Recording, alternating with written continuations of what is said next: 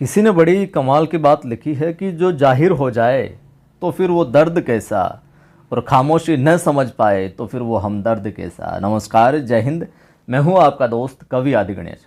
हिंदी साहित्य इतिहास के अंदर एक ही नाम की जो मिलती जुलती रचनाएं हैं उनकी ये हमने सीरीज प्रारंभ की है।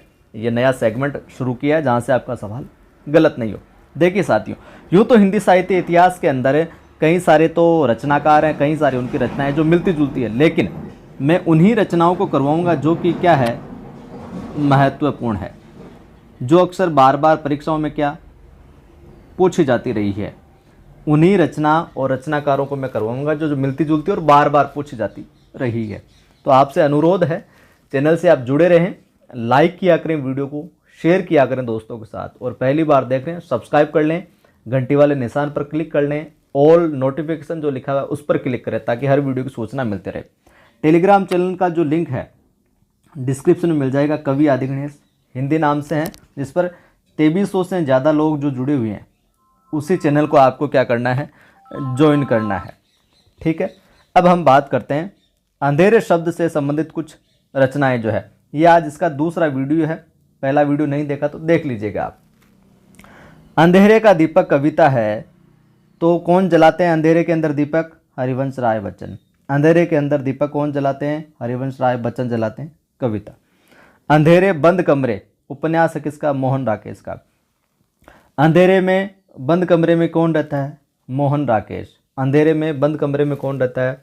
मोहन राकेश। अंधेरे के अंदर दीपक तो कौन जलाते हैं? हरिवंश राय बच्चन। इस तरीके से याद रख ले। अंधेरे बंद कमरे में क्या कौन रहते हैं? मोहन राकेश। और अंधेरे में गजानन माधव मुक्तिबोध। अंधेरे में कविता है अंधेरे में मुक्ति कौन पाते हैं? गजानंद। अंधेरे में मुक्ति कौन पाते हैं? गजानंद। अंधेरे बंद कमरे में कौन रहते हैं? मोहन राकेश। और अंधेरे का दीपक कौन जलाते हैं? हरिवंश राय बच्चन साहब। इस तरीके से इनको याद रखना है। ये मिलती जुलती कुछ रचनाएं होगी, 40 के समथिंग, 40 से कुछ ऊपर हो सकती है। तो आप रोजाना थोड़ी थोड़ी याद करोगे तो याद हो जाएगी। बात करें गुनाह से संबंधित रचनाओं की, तो गुनाहों का देवता उपन्यास बहुत महत्वपूर्ण है, कई बार पूछा गया। धर्मवीर भारती। गुनाहों का देवता कौन है? धर्मवीर भारती। कौन है गुनाहों का देवता? धर्मवीर भारती। और देवता के गुनाह कौन लिखता है? देवेश ठाकुर लिखता है। देवता के गुनाह उपन्यास है, ये भी देवेश ठाकुर का। देवता के गुनाह कौन लिखता है? देवेश ठाकुर लिखता है। और गुनाहों का देवता कौन है? धर्मवीर भारती है साहब। ठीक है, गुलाम शब्द से संबंधित रचनाएं देखेंगे। गुलाम बादशाह नंदकिशोर आचार्य। नंदकिशोर आचार्य क्या है? गुलाम बादशाह है। नंदकिशोर आचार्य क्या है? गुलाम बादशाह है। गुलाम बादशाह एक उपन्यास है रूप सिंह चंदेल का। गुलाम बादशाह जो नाटक है वो तो नंदकिशोर का है। देखिए, गुलाम बादशाह नाटक न नंदकिशोर आचार्य नाटक नंद। गुलाम बादशाह का नाटक नंद है। गुलाम बादशाह का नाटक नंद है। और गुलाम बादशाह उपन्यास है रूप सिंह का। उपरूप। गुलाम बादशाह उपरूप। उपन्यास रूप सिंह। उपन्यास रूप सिंह। गुलाम बादशाह उपरूप। इस तरीके से आप जोड़कर रख सकते हैं। और नाटक की बात आ जाए गुलाम बादशाह तो न से नंद आएगा। ठीक है। बादशाह गुलाम बेगम। बादशाह गुलाम और बेगम, ये नाटक किसका है? गिरिराज किशोर का। गिरिराज किशोर बादशाह को भी ले आते हैं, गुलाम को भी ले आते हैं और बेगम को भी ले आते हैं। ये नाटक किसका? गिरिराज किशोर साहब का। ठीक है। झूठा सच, कई बार पूछा गया।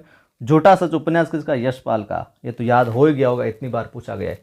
झूठा और सच उपन्यास किसका? यशपाल का। और झूठ सच एक उपन्यास है सियाराम शरण गुप्त का।